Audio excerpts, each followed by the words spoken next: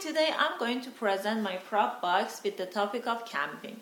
First, I'm gonna give you some information why I chose this topic, because camping is a topic that kids might have less familiarity with it. They might know a little bit about the topic through cartoons, books, or personal experiences. They might have been to camping with their families. But it's not an everyday topic, so it has a kind of attractiveness into it. Children can learn a lot of new vocabulary, learn about their responsibility towards the environment and how to protect the earth, and also have fun at the same time. So I thought it could be an interesting topic for them to pretend, play, and enjoy their time together. I couldn't find a big container, so I made them into two containers and two giant pieces that couldn't fit. So first I want to present what I have here as a tent. I'm going to show it now, set it up. It's very easy for kids to set up. This can be the tent, and of course kids can use their own blankets. They have blankets for their resting time, and those frames that are for bed, we can make some made up tents with chairs, putting blankets on chairs or on their beds in the daycare. And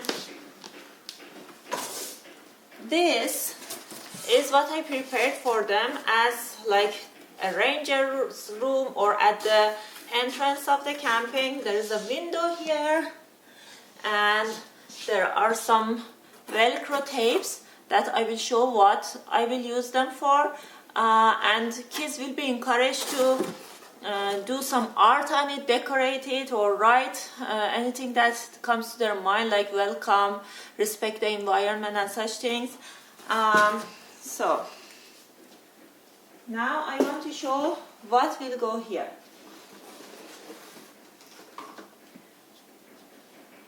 Here are the letters for camping, and I have prepared them just for this presentation with Velcro behind them, and kids can just practice their literacy skills and write like camp.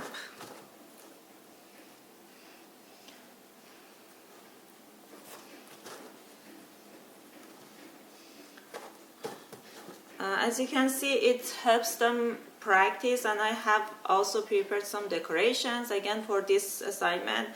This is fire just to put, and a bear's hand that says it's okay to camp, just please make it clean. We can just really put it everywhere around it. And in order to support children's home languages and give them a feeling of inclusivity, I also prepared the same word in another language. In this case, in my language, my home language, but it can be really prepared in all the languages of the children that are talking, with a little bit of help from their parents. Like if we invite the parents for a coffee, and for preparing some letters for different topics, like for camp, to be proud of what any language that they talk at home. So this is what I prepared for my daughter. She could use it with her friends playing, and it says, again, it's like the same words, camp, in my own mother language. So it would say camp like this, with some dots down there. And then again, we can hide these spots with some decoration and anything that kids would like to make.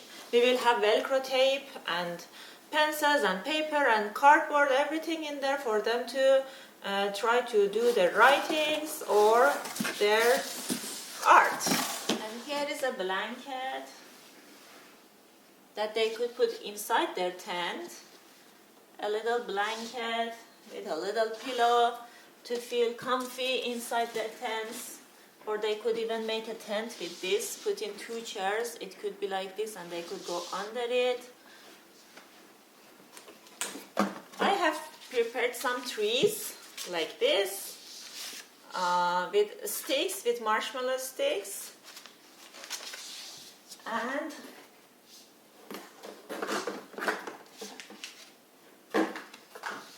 I have prepared some bases like little nesting cups with foam in them to decorate their environment, to give them a feeling of they are on a camp experience. And preparing these trees is so simple. They can totally try and make their own trees with their own designs. It's just two piece of papers that they will cut in the shape of tree, and they will put the stick, and then they will glue the 2 pages on each other.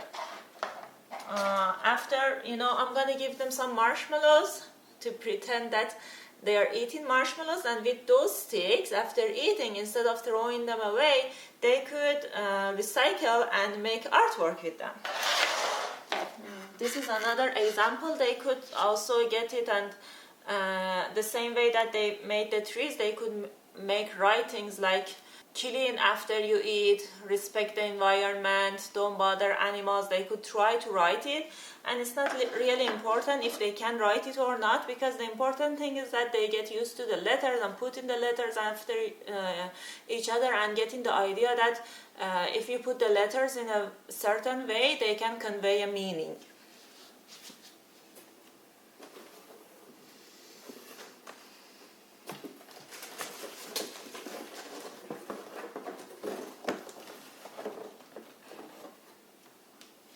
Here I have some sticks that I made using paper mache before, and they can use this, and this is just a toy fire that I had, and they can use it like this and make some anything they want, some marshmallows or grilled veggies. For example, here is the grilled veggies, like this is my son's toy vegetable and other things that they could make kebab on the fire and eat. And we have real marshmallows because the prop box had to include real items. I have real marshmallows and sticks.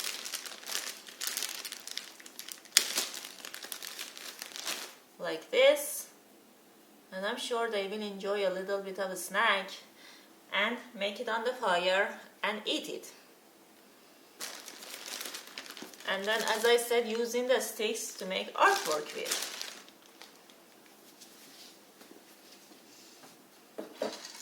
Also, I have some coffee that they could make on the fire and enjoy. There is a can they could open and eat, and there's trash bin, because it's very important that kids learn that they should be responsible for their environment and put their trash in the trash bin, or bears might come for a little yummy snack. I have a ranger's hat that they could put on their heads, or they could just use their own hats and be rangers, because I couldn't find anything else for a ranger costume. Flashlight. I'm sure that they will enjoy this flashlight a lot.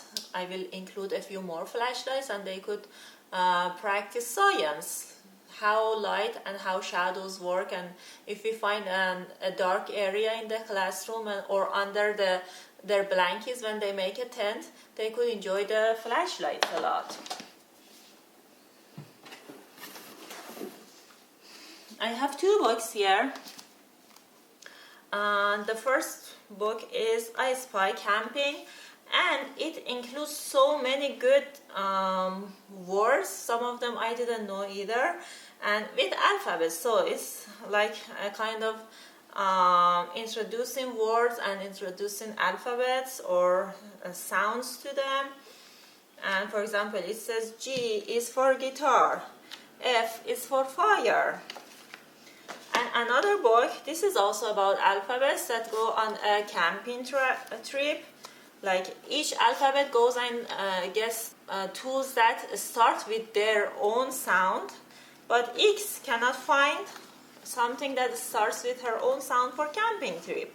And it says the story, and at the end everybody's happy, goes to camping.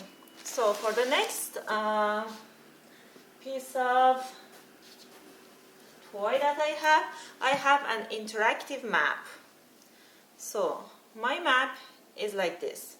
I made it before for my daughter years ago, and I decided to use it for this prop box because it's really like a map. They can get it and take it with them, and it shows the landscape, where what is what. And then it has empty, like puzzle like spaces for them to, because it's interactive, right, to fill. And I have all the letters that they need, prepared them here, again before, not now. Like letter C, they could get the letter C and put it to make the word cave. Or like all the letters are really here, O and R, they could fill them in to write rock. And then grass, they could again put them in and write grass. And hopefully they will get the idea and of a map, what a map is. We will talk about what a map is, and they could go and get some paper and start making their own maps. And there is really a ton of little pieces that they could include in their interactive map. Actually, the last piece is just some fake food, felt food, like potatoes, carrots, tomatoes, and a little fishy. If they pretend that they went to the lake and got a fish, they could separate it and eat it like that. That was my presentation, and I wanted to add that the 3 goals that I have for this prop box is that the first one is enhancing the area of language, the developmental area of language in children, because camping, through this camping play, they get to use a lot of words that are about camping, a lot of new vocabulary. As I said, I didn't know some of them either. I'm not a fan of camping, but it's good for children. Some people really like it. Books are a very good and rich source of the vocabulary. The other area of development that I wanted to work on through this play is the social area, because kids will have to do some teamwork. They will have to talk with each other, take turns, share, and sit around the fire together, talk. All of this is gonna give them a good time and a good feeling of playing with each other, and hopefully making new friendships and resolving some of the sharing problems that they might have. And the third area of development, that the third goal that I was working towards, is having self-control and regulation skills that kids need. Instead of acting impulsively to stimuli, they need to think. Now it is night, what do we do? It includes some thinking and some executive functioning skills. So they need to think, like, what do we do after we eat? We can't just leave the table and mommy comes and cleans it, because we are campers. We have to take our stuff and put them in the trash bin and put them in the bags and close it, because otherwise bears might come. Or what do we do after we make the fire? We have to put out the fire. We can't just let go of things. Some responsibility, some thinking, some analyzing the environment and acting based on that. I think it would be very good for them to practice and to learn to control themselves, to control their impulses, and to enjoy themselves through playing with their friends. Thank you for listening to my presentation.